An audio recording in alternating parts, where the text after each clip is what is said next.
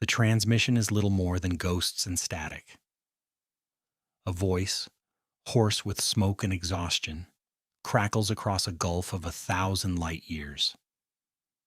It speaks of ramparts breached, of skies turned to black, of a billion souls crying out in the final moments of their history. It does not plead, it does not curse, it simply reports a final act of duty from a world on the precipice of annihilation. On the bridge of the battle barge Vengeful Dawn, a communications officer listens, his face a mask of practiced indifference.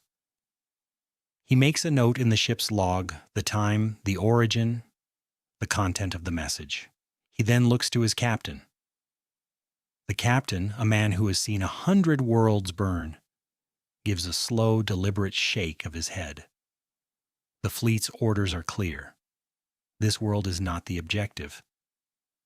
This world is an acceptable loss. The officer nods, and with the flick of a switch, the channel is closed. A world's death cry is silenced, replaced by the quiet hum of the void. This is how a world ends. Not with a bang, but with a decision made light years away by men who will never know its name. This is the cold, unspoken truth at the heart of the Imperium of Man. For all its grand pronouncements of unity and protection, for all its golden eagles and promises of the Emperor's light, the Imperium does not save everyone. It cannot. The galaxy is too vast, the enemies too numerous. The resources of mankind stretch to a filament so thin it threatens to snap with every passing century. And so a calculus of survival was devised, a brutal arithmetic of souls. A doctrine was codified in the high chambers of the administratum and the strategic vaults of the segmentum commands. It is a doctrine of abandonment. It has many names, whispered in the halls of power and scrawled on death warrants that condemn entire civilizations. Decretum excommunicatus, Mundus Perdita, the triage protocol. To the billions who have suffered its judgment, it has only one name: betrayal. For them, the great promise of the Imperium is revealed as a lie. They are not cherished subjects to be protected.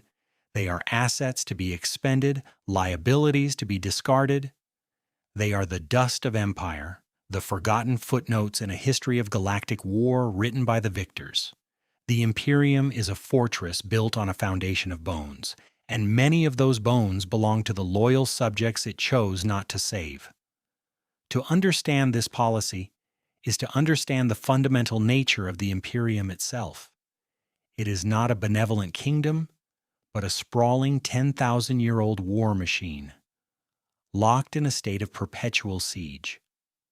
Its borders are not lines on a map, but fluctuating zones of conflict, where fleets vanish without a trace, and entire subsectors can be consumed by warp storms or Xenos invasions overnight. The sheer scale of it defies comprehension. 1,000,000 worlds, scattered across 100 billion stars, bound together by the fragile threads of astropathic communication and the treacherous currents of the warp. To govern such a realm is impossible. To defend it is a statistical absurdity. The Lords of Terra know this. The High Admirals of the Imperial Navy know this. Every planetary governor who has ever waited for reinforcements that will never arrive knows this in their bones. The Imperium survives not through strength, but through sacrifice. And the most common sacrifice of all is the abandonment of its own. In the earliest days, during the Great Crusade, such a concept would have been anathema. The Emperor's grand design was one of reunification, of bringing every lost fragment of humanity back into the fold. No world was to be left behind. But the fires of the Horus heresy burned away such noble sentimentality. The galaxy-spanning civil war taught the fledgling Imperium a lesson in blood and ashes. Survival is paramount, and survival requires unthinkable choices.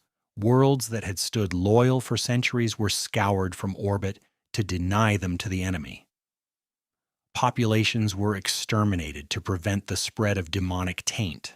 The grand vision of a united humanity was shattered, replaced by a desperate, grim-faced struggle to simply endure. It was in this crucible of betrayal and loss that the mechanisms of abandonment were first forged. What began as battlefield necessity soon hardened into institutional policy. The nascent administratum, tasked with rebuilding a broken galaxy, began to quantify the unquantifiable. They assigned values to worlds, not in terms of culture or history, but in tithe grades, strategic location, and resource output. A world's worth was no longer measured by the souls who lived there, but by its utility to the greater imperial war effort.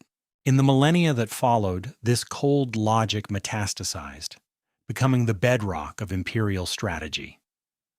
The Departamento Munitorum, responsible for supplying the endless wars, developed intricate triage protocols. When a major conflict erupted, worlds were categorized. Vital worlds, such as Forge worlds or Shrine worlds, would be defended at all costs. Secondary worlds, those with significant populations or resources, would receive aid if available. And then there were the tertiary worlds. Agri-worlds on the fringe, mining outposts in forgotten systems, civilized worlds whose only crime was to be in the wrong place at the wrong time. These were deemed expendable. Their requests for aid would be noted, filed, and ignored. Their garrisons would be ordered to fight to the last man, not in the hope of victory, but to buy time for reinforcements to reach more important targets. Their sacrifice would be recorded as a statistic, a minor loss in a war of attrition that has lasted for 10 millennia. This process is not born of malice, but of a terrible, soul-crushing pragmatism. Imagine a Lord Admiral of a segmentum fleet. A tyrannid hive fleet has entered his domain. A dozen worlds are screaming for help. He has ships enough to save perhaps 3. How does he choose? He consults the data slates provided by the administratum. He looks at population counts, industrial output, proximity to stable warp routes. He does not see cities full of people, families, and lives. He sees numbers on a ledger. He makes his choice based on which configuration of losses will leave the Imperium strongest in the aftermath. The worlds he condemns are not hated. They are simply less valuable. Their loss is regrettable but necessary. He signs the order, sends the fleet, and turns his attention to the next crisis. The ghosts of the billions he has just damned a weight he must carry in silence. This is the burden of command in the 41st millennium. It is a crown of thorns, worn by men and women who must commit monstrous acts in the name of the greater good, slowly eroding their own humanity with every world they leave to die. The forms this abandonment takes are varied, each a different shade of institutional cruelty. The most formal is the declaration of excommunicate traitoris. This is not a quiet forgetting, but a loud and public condemnation. A world is judged by the Inquisition or the ecclesiarchy to be irredeemably tainted by heresy, mutation, or rebellion. It is declared an enemy of mankind. Its name is struck from imperial records. Its tithes are refused. Any imperial vessel that approaches its system is ordered to open fire. The world is not merely abandoned. It is cast into outer darkness, made anathema to the very Imperium it once served. For the people of such a world, the sentence is a living death. They are cut off from the light of the Emperor, surrounded by a cordon of imperial warships that will let no one in and no one out. They are left to starve, to fall to the very corruption they were accused of, or to be consumed by whatever horrors lurk in the void. It is a fate reserved for the most grievous of sinners, a warning to other worlds of the price of defiance. Yet far more common and perhaps more tragic is the simple designation of Mundus Perdita, a lost world. There is no grand declaration, no inquisitorial decree. There is only silence. A world might be isolated by a sudden, violent warp storm that severs its connection to the galaxy for centuries. Its astropaths cry out, but their psychic messages are swallowed by the roiling chaos of the Imperium. The tithe ships stop arriving. The patrols no longer pass through. On the ledgers of the Administratum, its status is changed from compliant to contact lost, and that is all. No rescue mission is mounted. No task force is assembled. The Imperium has a million other worlds to manage, and the resources to investigate every silent system are simply not there. The lost world is left to fend for itself. What happens on these forgotten planets across the silent centuries? The records are sparse, compiled from the few worlds that have been rediscovered.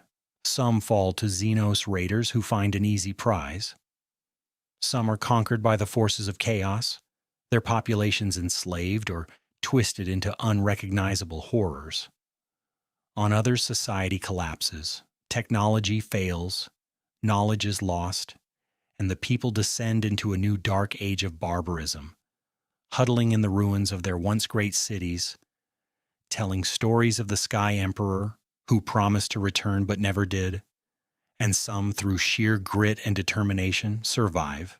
They rebuild, they adapt.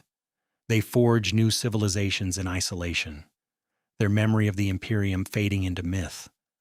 When an Imperial probe ship stumbles upon them 5,000 years later, they are often met not as long-lost brothers, but as alien invaders. The process of reunification must then begin all anew, often at the point of a sword. For the Imperium does not tolerate divergence.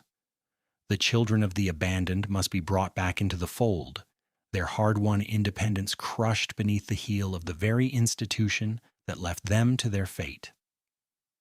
The final and most frequent form of abandonment is the quietest of all.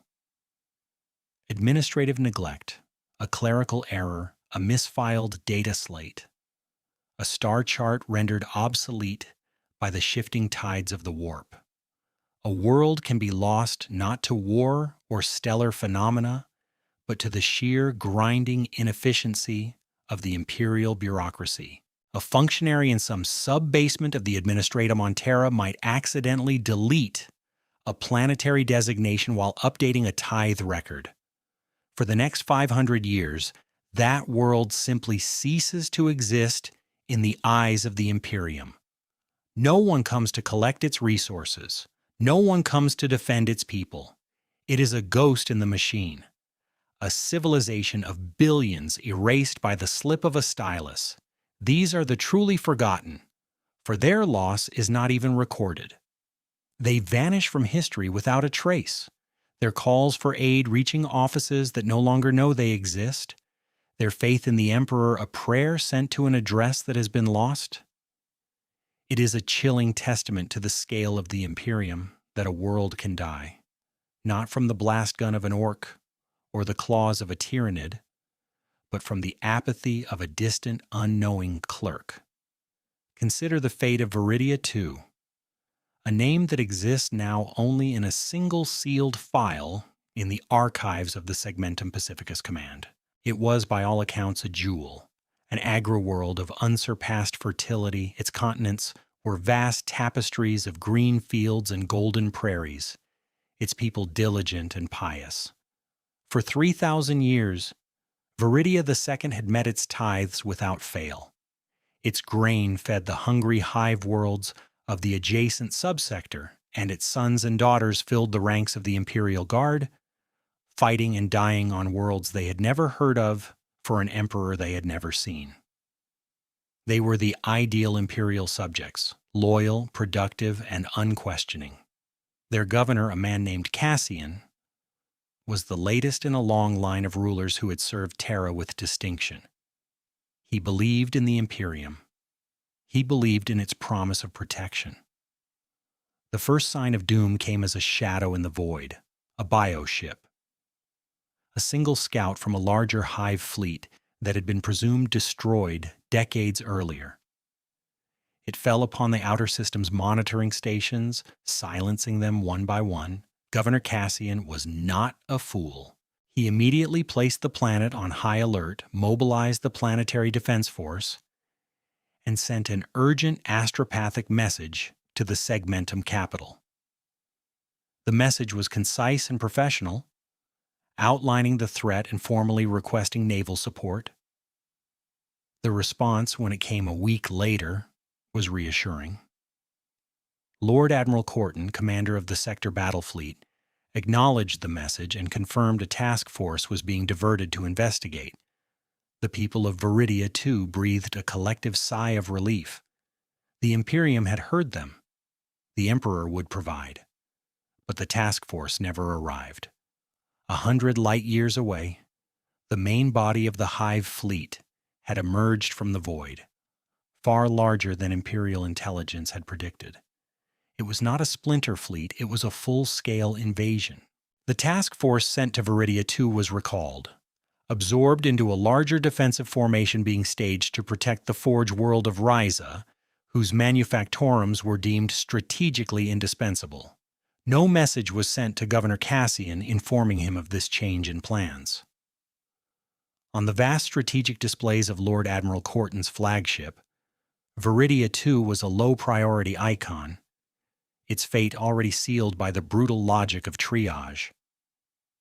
It was worth less than the factories of Ryza. The decision was cold, logical, and took less than a minute to make. On Veridia II, the weeks turned into a month. The Tyranid presence grew. More bioships arrived, disgorging swarms of gaunts and warriors onto the northern continent. The PDF, though brave, were hopelessly outmatched.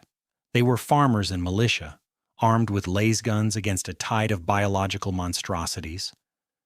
They fought and died in the fields they had spent their lives cultivating, their blood watering the very soil they had sworn to protect. Governor Cassian sent more messages, each more desperate than the last. The astropathic choir strained, their minds raw from screaming into an indifferent void. The replies from Segmentum Command became vague, then intermittent, then stopped altogether. It was then that Cassian understood. No one was coming. They were alone. The chronicle of Veridia II's final days is a testament to the enduring spirit of humanity, even in the face of absolute despair. Knowing they were abandoned, the people did not break. They did not curse the Emperor or the Imperium that had forsaken them. Instead, they fought. The governor, in a final planetary broadcast, did not speak of betrayal. He spoke of duty.